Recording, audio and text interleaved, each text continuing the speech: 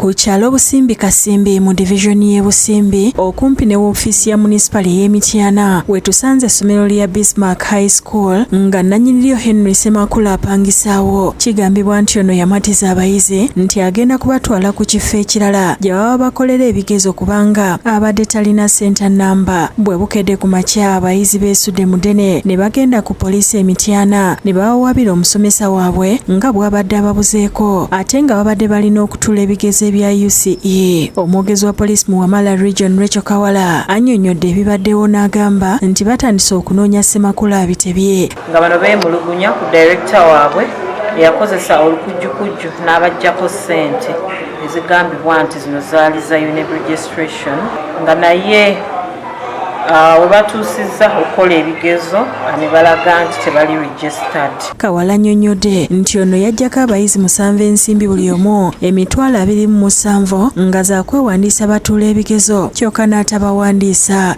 Era ne tuggulawo obtaining money by false pretense. Y'okusomera abayizi abamu bafulumiza ebyabwe okudda eka nga balinga abasula mu muzigo. Ng'ate n'ekirala akola emirimu egy'enjawulo ku ssomero lino nga ye head teacher, ye bbaasa, ya sikaali nga byonna abikola okulaba nti tumukwata amateeka gamuvunaane. Ate okuva e Wakiso abakulira amasomero ag'enjawulo bakedde ku kitebe kya poliisi okufuna ebigezo by'abayizi abasiniya ey'okuna. Akuliddemu okukuuma ebigezo e Wakiso Joseph Okirol abakuutidde obutagezaako kubbira abayizi bigezo. Oluvannyuma tutuuseeko mu masomero ga gavumenti ag'enjawulo nga bagaddukanya basobeddwa olw'obungi bw'abaana be balina ekibaviiriddeko n'okupangisa weema abaana b'ebibiina ebirala okusomeramu olwo abasiniya ey'okuna bafune we bakolera nga Zulaika Nannyondo amyuka omukulu w'essomero lya Naggulu Seed Secondary School mu Namayumba bw'annyonnyola. Classes abaana bangi, abaana we bakoze ebibuuzo tetulina space ate tetusobola bazza waka.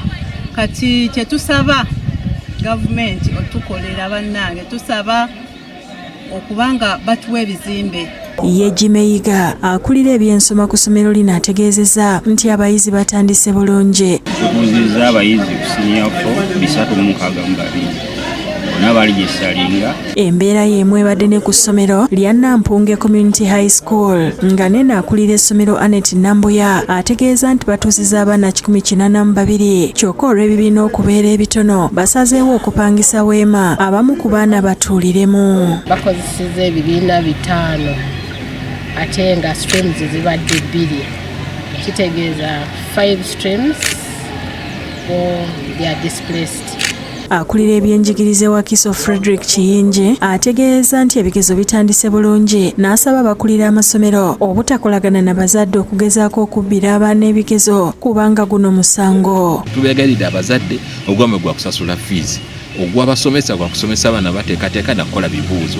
Beerayo ewuwe waka toyingirira abaana baffe muleke kuleeta busasi. Tutambuddeko ne ku masomero agamu nga Sembabule Church of Uganda, Kawanda SS, Uganda Matters n'amalala ne tusanga nga abamu ku bayizi baakamala ekigezo ekisooka. Ebibadde bibi nnyo azisaaki kubeera olyawo byonna ebizze abasomesa baffe baali babitusomesaako.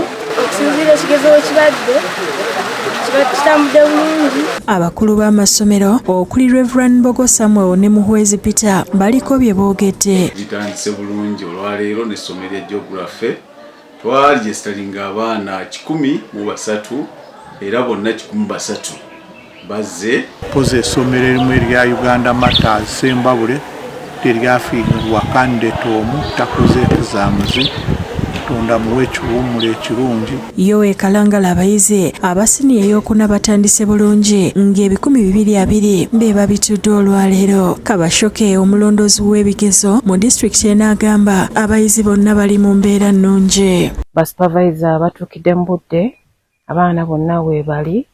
Omwaka guno disitulikiti erina bakandidate nga 220 era tusuubira nti Katonda agenda tusaasira tubiyite mu bulungi. Muhammad Muleme omu ku basomesa ku Bishop Dunstan Nsubuga n'akulira essomero lya Sserwanga Josephine Nalunga baliko bye balambuludde. Abawala senga mu Kalangala n'essomero lyaffe beeyongeddeko obungi okusinziira ku mwaka oguwedde. Nina abaana 11 Sserwanga inako 10 bata mukaaga.